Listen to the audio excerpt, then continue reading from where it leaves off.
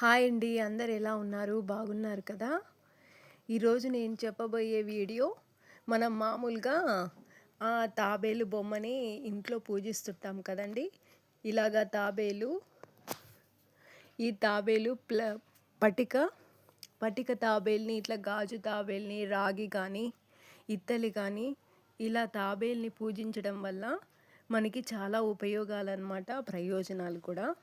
అలాగే తాబేలు గురించి మన పురాణాల్లో ఒక కథ కూడా ఉందండి. విష్ణుమూర్తి తన అవతారం రెండో అవతారము తాబేలు రూపంలో అవతరించాడు. దేవతలు రాక్షసులు అమృతం కోసము క్షీరసాగాన్ని మందిస్తుండగా మందర పర్వతం మునిగిపోవటం ప్రారంభమైంది. అప్పుడు శ్రీ మహావిష్ణువు కూర్మ అవతారం అంటే తాబేలు అవతారంగా అప్పుడు ఆ పర్వతాన్ని తన వీపుపై పెట్టుకొని సముద్రంలో స్థిరంగా నిలిచాడనమాట. అందుకని స్వామికి కూర్మ అనే పేరు వచ్చిందనమాట, స్వామికి, విష్ణుమూర్తికి. అలాగే ఈ తాబేలు విగ్రహాన్ని మనం ఇలా ముందుగా శుభ్రం చేసుకొని బాగా నీటుగా శుభ్రం చేసుకున్న తర్వాత ఇట్లా గంధంతో బొట్లు పెట్టిన తర్వాత మనం కుంకుమతో కూడా బొట్లు పెట్టుకోవాలి. అలాగే పెట్టుకున్న తర్వాత ఇలా వీడియోలో చూపిస్తున్నాను కదండి, ఇలాగా మనం చుట్టూ ఇలా గంధంతో కుంకుమతో పెట్టుకుంటూ ఉండాలన్నమాట. తాబేల్ని మామూలుగా మనం ఇంట్లో పూజిస్తే మనకి చాలా బెనిఫిట్స్ అన్నమాట. అలాగే తాబేలుని మనం మామూలుగా చెక్క అలాంటివి మనం పూజించకూడదండి. ఇలా స్ఫటిక గాజుదే పూజించాలి.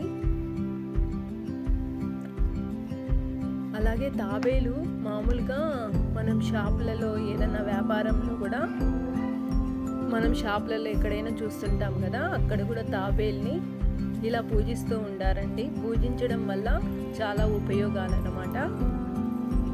అలాగే ఇప్పుడు నేను అవన్నీ స్వామికి బొట్లు అన్నీ పెట్టిన తర్వాత మరి ఫస్ట్ దాంట్లో కుంకుమతో మనం కొద్దిగా వేసుకోవాలన్నమాట. కుంకుమ వేసుకున్న తర్వాత మన గ్లాస్లో ఒక నీటిని తీసుకొని ఆ నీటిని మనం దాంట్లో కొద్దిగా సగం వరకు మనం వాటర్ వేయాలన్నమాట.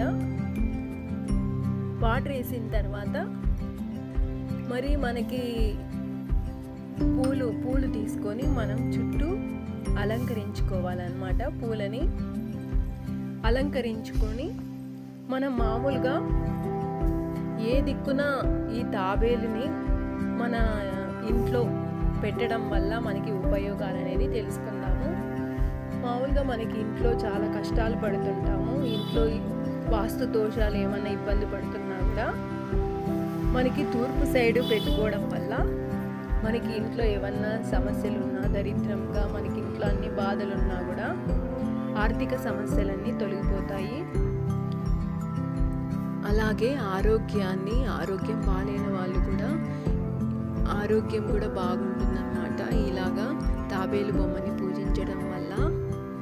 అలాగే ఈశాన్యం దిక్కు మనము ఇలా తాబేలు బొమ్మని పూజించడం వల్ల మనకి ధన నష్టము, ఇంట్లో డబ్బు నిలబడటం లేక మనం చాలా ఇబ్బందులు పడుతుంటాము. వచ్చిన ఆదాయము వచ్చినట్టు అయిపోతుంటుంది. అలా ఇబ్బందులు పడేటప్పుడు ఇలా తాబేలు బొమ్మని పూజించుకొని ఈశాన్య మూల పూజించుకోవాలి. ఇంకా తాబేలు బొమ్మ మనము ఈ రెండు వాస్తుల మధ్య మనం తాబేలు బొమ్మని పూజిస్తే ఇన్ని ప్రయోజనాలు అవుతాయి. ఇంకా ఈ తాబేలు మనము నీటిని ప్రతిరోజు మారుస్తూ ఉండాలన్నమాట. అలాగే మనము మంగళవారము, శుక్రవారము పచ్చకర్పూరాన్ని ఆ నీటిలో వేసి హారతి ఇచ్చి పూజిస్తే మనకి ఆర్థిక ఇబ్బందులు తొలగిపోయి అలాగే లక్ష్మీదేవి మన ఇంట్లో స్థిరంగా నిలబడిపోతుందనేది పురాణాలు చెబుతున్నాయి.